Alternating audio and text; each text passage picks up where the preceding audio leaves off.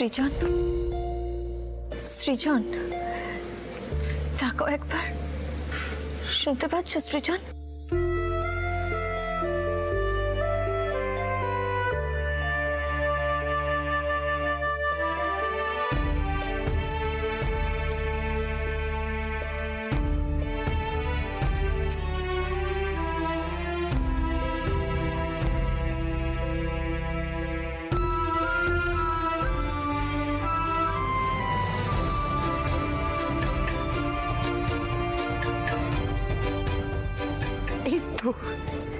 এই তো বাবু চোখ মেলেছে। ভগবান নকুলেশ্বর তোকে আমাদের কাছে ফিরিয়ে দিয়েছেন বাবু। বাবু তাকিয়েছে। জয় বাবা নকুলেশ্বর, জয় বাবা, জয় বাবা। ও বাবু, বাবু তোর আর কোনো ভয় নেই বাবা। বাবা নকুলেশ্বর তোকে ফিরিয়ে দিয়েছেন আমাদের কাছে। আর কোনো ভয় নেই, আর কোনো ভয় নেই। ফিরে তো এসেছি মা। মা তুমি এখন আর এভাবে কেঁদো না। আমি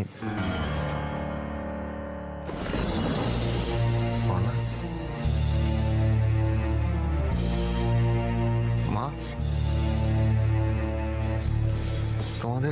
তোমাদের হাতে ব্যান্ডেজ কেন?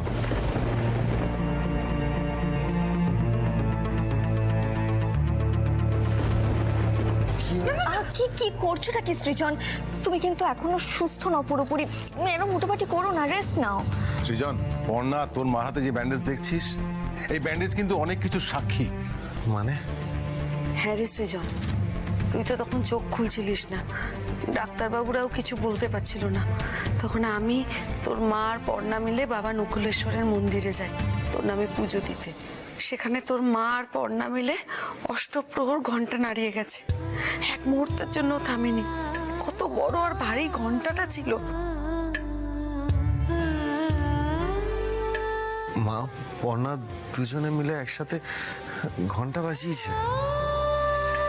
হ্যাঁ রে সৃজন, আমরা যেটা কোনোদিন ভাবতেও পারিনি সেই ঘটনাটাই ঘটেছে। তোর মা আর পর্ণা দুজনে হাত ধরে একসঙ্গে। বাবু বাবা, এতবার করে কথাটা বলার কি আছে? আর এত উত্তেজিতই বা হচ্ছ কেন? আমি আর পর্ণা দুজনে মিলে ঈশ্বরকে ডেকেছি, ঘন্টা বাজিয়েছি, যাতে বাবু সুস্থ হয়ে আমাদের কাছে ফিরে আসে। ব্যাস, মিটে গেল। এতবার বলার কি আছে? সত্যি মা, আমি বোধহয় কোনোদিনই আর আপনার পছন্দের মানুষ হতে পারবো না।